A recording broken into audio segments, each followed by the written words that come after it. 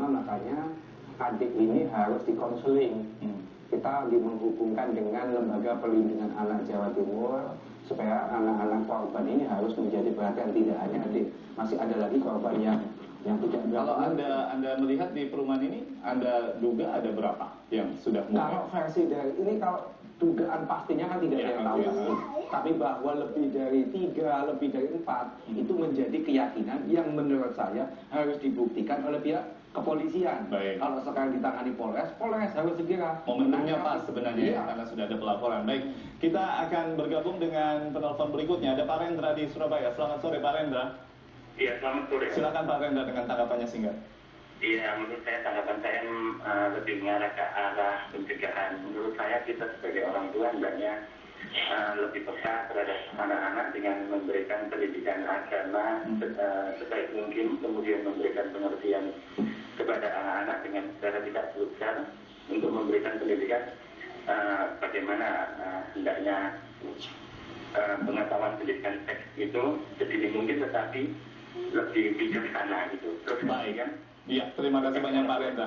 Kita harus mendidik anak supaya tidak gampang dipengaruhi orang, apalagi orang itu belum kita kenal. Betul.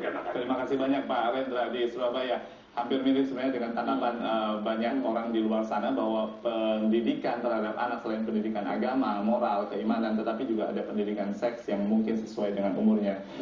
Kalau melihat kemungkinan ke depan dari kasus ini, kalau banyak juga yang mendesak bahwa tidak lagi ditangani oleh Mapolsek, tapi langsung naik ke tingkat Polres, bagaimana? Ya, saya sejak ditarik di Polres Gresik, saya punya apresiasi. Kemarin kita ditemui Kasat dan Kasat komitmen kasus ini nggak mungkin mandek, harus tetap dilaksanakan. Malam itu juga, tadi malam sudah 4 saksi yang diperiksa dari warga ini. Hari ini bagian dari itikat baik. Tetapi kan persoalannya tidak cukup di situ. Bagaimana kelanjutannya? Apakah anak ini harus ditangkap atau tidak? Si pelakunya ini misalkan, itu yang pertama. Yang kedua, Polsek yang menangani tapi bermain-main sangat lambat. Karena begini, keluarga itu curiga kalau ada kekuasaan di balik ini sehingga tidak jalan. Entah karena duit, entah karena tokoh masyarakatnya dari pihak keluarga pelaku. Yang ini menurut saya harus dijawab oleh pihak kepolisian bahwa tuduhan-tuduhan itu tidak benar semua. Jadi dalam kaitan kasus ini banyak hal yang bisa terungkap begitu depannya seharusnya ya. Baik, kembali lagi kami terus mengingatkan kepada Anda di 0315613369, Anda bisa bergabung sesuai dengan keprihatinan Anda. Anda bisa menyampaikan opini Anda dalam kasus tentang sodomi yang menghantui anak-anak di Jawa Timur. Kembali pada kasus ini, kalau tadi Anda menduga bisa banyak begitu yang terungkap ke depannya, termasuk korban di, kalau kita bicara saja di area perumahan baru Driorejo ini, kalau Anda belum bisa mendengarnya, tetapi Anda tetap akan optimis ya bahwa akan banyak begitu. Oh iya, iya, kenapa? Karena bermainnya si D itu dengan anak-anak ini banyak, tidak hanya banyak ya? 2 ini. Oke, baik, saya mau ke RZ lagi. RZ, tadi kan Om Faiz sudah nanya tuh waktu dibawa ke rumah kosong. Menurut RZ, pada saat di rumah kosong itu, RZ sempat dikasih tahu apa lagi, dijanjikan apa lagi selain mau dikasih 5.000 rupiah? Tidak dijanjikan apa-apa. Oh, tidak dijanjikan apa-apa. Sempat diancam nggak, ditakut-takuti gitu? Tidak boleh bilang ke mama gitu? Sempat dibilangin kayak gitu? Oke, baik.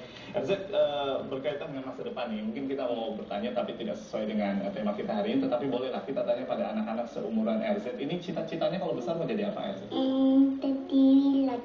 Hah? Oh, jadi pilot, oke. Jadi pilot ternyata pemirsa ya.